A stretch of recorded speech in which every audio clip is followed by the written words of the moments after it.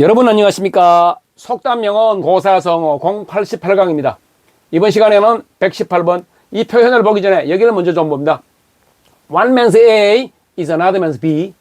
자, 이것은 한 사람의 A는 다른 사람의 B다, 또는 갑의 A는 을의 B다라고 해석됩니다. 그리고 이 구문을 바탕으로 해서 다양한 표현이 만들어질 수 있습니다. 그중 대표적인 것이 118번 표현입니다. One man's meat is another man's poison. 한 사람의 고기는 다른 사람의 독이다, 또는 갑의 약은 을의 독이다라고 해석됩니다. 그리고 사람마다 취향은 제각각이다라는 의미를 지니고요. 자, 이것은 고대 로마의 시인이자 철학자였던 루크레티우스가 BC 45년에 De Rerum Natura, 사물의 본성에 관하여라는 책에서 최초로 언급을 하고, 잉글랜드의 작곡가 토마스 와이손이 오토바이오그래피 자서전에서 언급을 하며 2000년 3월 9일자 워싱턴 포스트에도 실린 유명한 표현입니다. 그리고 루크레티우스가 한 라틴어를 영어로 옮기면 이렇습니다.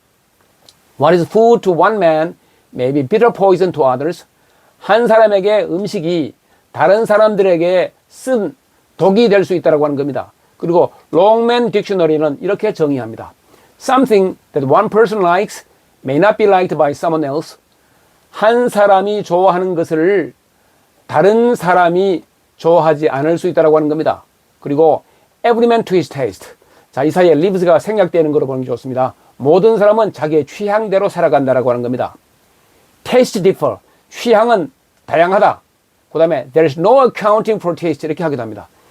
there is no ing는 ing 하는 것이 불가능하다라는 의미를 지니는 구문이고, account for가 설명하다니까 취향을 설명하는 것은 불가능하다. 그러니까 취향은 사람마다 달라서 사람이 좋아하는 것을 다른 사람이 싫어하는 경우가 있다고 하는 의미를 지닙니다. 이것이 적용될 수 있는 예를 좀 들어보겠습니다. 자, 첫 번째 예입니다. 나를 비롯해서 내 친구들 대부분이 오페라 에딕트, 오페라 광입니다. 하지만 교양 있는 사람들 중에서도 오페라를 싫어하는 사람이 있는 것을 보면은 이해가 가지 않습니다. 이 말 뒤에 one man's meat is another man's poison 할 수 있습니다. 사람마다 취향은 제각각이다라고 하는 겁니다. 그리고 이 상황에서 one man's music is another man's noise에도 좋습니다. 한 사람에게는 음악으로 들리는 것이 다른 사람에게는 소음처럼 들릴 수 있다고 하는 것이죠. 취향은 제각각인 것입니다. 두 번째 예입니다. 우리 일행은 몇 주 전에 네덜란드의 수도 암스테르담을 방문했습니다. 친구들은 튤립 꽃밭을 구경하고 싶어 했지만은 나는 거기엔 별 관심이 없어서 박물관, 뮤지엄에 가고 싶었습니다. 취향은 제각각인 것입니다. 이 상황에서 one man's meat is another man's poison을 쓸 수 있는 것이죠. 자, 마지막 세 번째 예입니다. 홍어, 삶은 돼지고기, 김치에다가 탁주를 곁들인 홍탁 삼합을 좋아하는 사람이 있는데 나는 그게 톡 쏘는 암모니아 냄새와 쿰쿰한 맛 때문에 먹기가 거북하다. 이 뒤에 one man's meat is another man's poison. 사람마다 취향은 제각각이다라는 말을 쓸 수가 있는 것이죠. 자, 그 다음에 one man's magic is another man's engineering. supernatural is a null word 라는 말을 쓴 사람이 있습니다. 이것은 미국의 사이언스 픽션 라이터, 공상과학 소설가 로버트 앤선 하인라인이 한 말인데, one man's magic, 한 사람에게 마술이 is another man's engineering, 다른 사람에게는 체계를 갖춘 공학이다라고 하는 겁니다. 공학. supernatural is a null word. supernatural. 자, 초자연적이라는 말은 공허한 말이다라고 하는 겁니다. 그러니까 magic, 마술 같아 보이는 supernatural, 초자연적인 사건들도 자세히 보면 그 나름의 체계가 있다라고 하는 것입니다. 그 다음에 in science, one man's noise is another man's signal이라는 말을 쓴 사람이 있는데, 이 사람은 홍콩 출신의 미국인인데 US Space Program, 미국 우주 프로그램에 참여했던 Applied Mathematician, 응용수학자 에드워드 응이입니다. 자, 해석하면 과학에서 한 사람에게는 소음이 다른 사람에게는 시그널일 수 있다고 하는 겁니다. 과학에 있어서 일반인들에게는 소음처럼 들리는 것이 과학자들에게는 뭔가를 암시해주는 시그널, 신호로 들릴 수 있다는 의미가 됩니다. 자, 그 다음에 one man's toil is another man's profit이라는 표현도 있습니다. 한 사람의 수고는 다른 사람의 이익이다. 수고하는 사람 따로 있고 이익 보는 사람 따로 있다. 그자, 우리말 속담에 재주는 곰이 부리고 돈은 떼놈이 번다라는 말이죠. 자, 여기서 떼놈이라는 말의 어원에 대해서 잠깐 말씀드려 보겠습니다. 자, 이걸 봅니다. 동서남북이라고 할 때 동쪽에서 부는 동풍을 새바람이라고 하죠. 자, 이 새바람은 날이 새는 쪽에서부터 부는 바람이니까 동풍 새바람, 서풍은 한이바람, 남풍을 마파람 하죠. 마파람의 기능과 비추듯이 한다라고 하는 표현이죠. 마가 자 비입니다. 내리는 비, 하늘에서 내리는 비. 오랫도록 내리는 비가 장마죠. 장마. 그리고 북쪽에서 부는 바람이 높은 데서 부는 바람에 그래서 높바람 하기도 하고 된바람 하기도 합니다. 자, 그럼 된바람과 된음이 관련이 있습니다.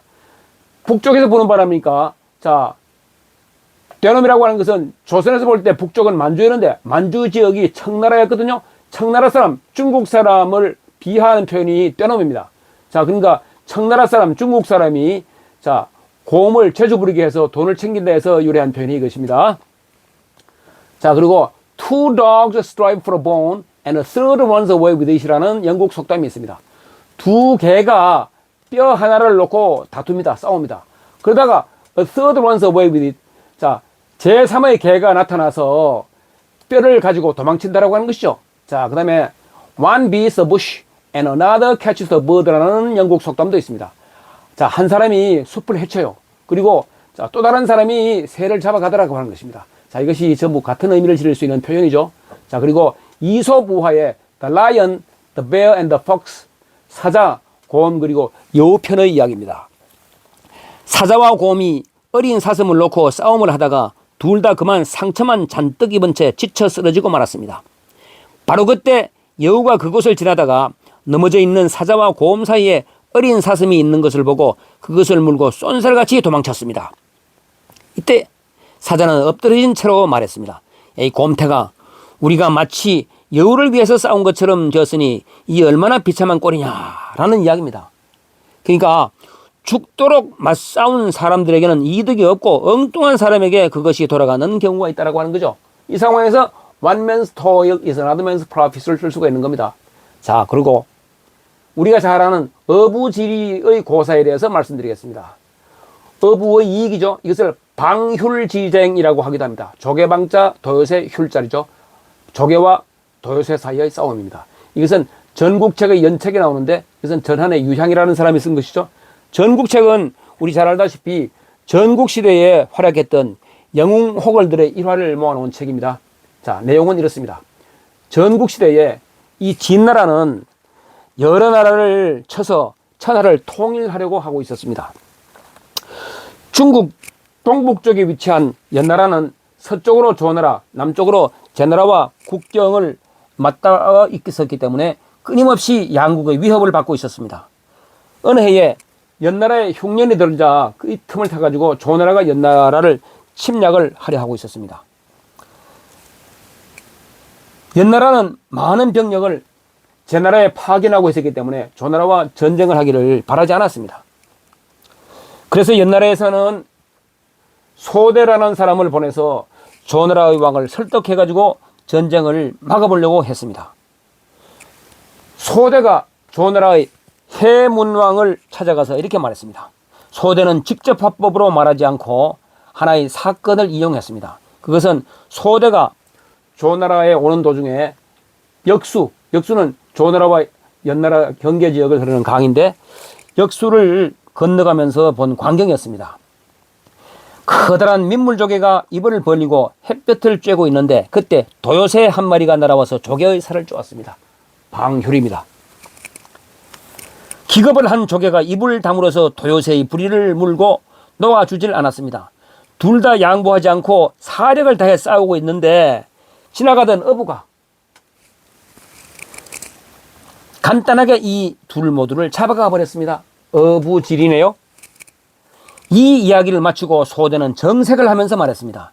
지금 조나라가 연나라를 이게 치려고 하고 있는데 두 나라가 싸우다가 지치면은 강력한 진나라가 어부처럼 우리 두 나라를 모두 취하지 않을까 염려됩니다.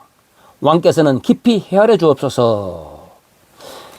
해문왕이 이 이야기를 듣고 잠시 생각이 잠기더니 그대 말이 맞소 하면서 연나라를 침공할 계획을 철회해서 연나라가 전쟁을 막을 수 있다라고 하는 그런 고사입니다. 우리의 현실 세계에서도 이해관계에 얽혀서 고집을 부리며 팽팽하게 대립하고 양보하지 않아서 다 죽고 남 좋은 일만 시키는 경우가 비일비재합니다. 세상사 양보와 타협이 필요한 것이죠. 자, 그리고 이번 시간에는 one man's meat is another man's poison. 사람마다 취향은 제각각입니다. 그러니까 자기와 다르다고 해도 취향을 존중할 줄 알 필요가 있다고 하는 표현과 어부질에 관련된 자, 고사를 말씀드렸습니다. 지금까지 영손이었습니다. 다음 시간까지 안녕히 계십시오. 고맙습니다.